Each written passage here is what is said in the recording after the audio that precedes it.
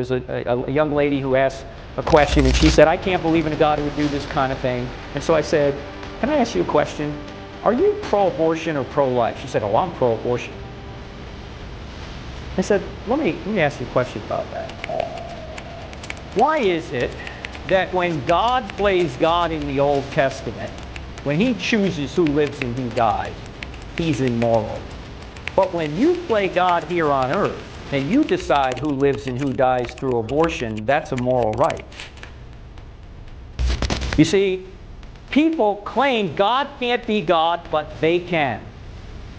That's just blatantly inconsistent.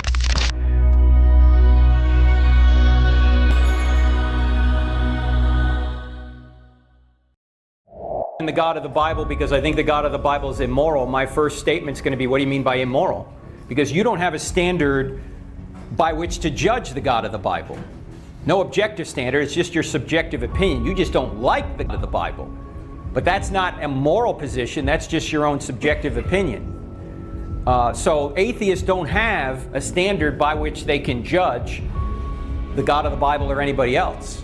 Now, what an atheist could say is, okay, let me not be an atheist for a second. Let me just say, if you're saying your God is a good God, why does he do these things in the Old Testament, say? That's a good question for an atheist to ask. Is that the question you're asking? Something like that. Or like, for example, like when you mentioned the Nazis and everything, I was like, well, these people were defined as subhuman, that's why they could kill them. Right. But in the Old Testament, it was like, well, the Canaanites, were, they basically had to be like, you're massacred on like a crazy amount, because if you like read some of the Old Testament books, like they go like from like city to city, killing all the people. All right, let's things like I got this. Okay. Is God immoral for killing the Canaanites? This is a question, a common question. Yeah. Let me just start out by pointing out that if there is no God, why is any so-called Old Testament atrocity wrong? This is a question I asked atheists, to which they respond, if they're honest, they'll say, okay, but it's still a problem for your worldview. The next question is this. Is God arbitrary, or does he give reasons for judging people in the Old Testament? Is he arbitrary, or does he say, here's why these people need to go? The answer is, they've been doing all sorts of awful things for 400 years, and I've been patient, but now it's Judgment Day. In fact, one of the things the Canaanites were doing is they were sacrificing their babies to the molten hot metal god known as Molech. What they would do is they would heat this metal idol up, then they would put their babies on its hot arms, and the babies would literally sizzle to death. Plutarch, a Greek writer, writes of this, and he says that the drummers in the community, when this ceremony was going on, would drum louder so the parents of the kids being sacrificed wouldn't hear the screams of their own children. Now, on every college campus I go to, an atheist normally says, if there is a good God, why doesn't he stop all the evil in the world? Well, here's an instance where God steps in to stop it, and the atheists are complaining about it. Right? I mean, why complain that God doesn't stop evil, but then complain when he does? Now, what they will say is, okay, God should have stopped the parents from doing this, but why did he have to wipe out all the culture, the women, the children, because it does seem to say, hey, wipe everybody out, right? There are two views on this. One is put forth by Paul Copan, a scholar down at Palm Beach University, I think it is. And he's wrote a book called Is God a Moral Monster? And he notes that if you look at the passages closely, like Deuteronomy 7, it'll say, wipe everybody out. And then right after that, it'll say, and then don't intermarry with them. You guys see a problem with this?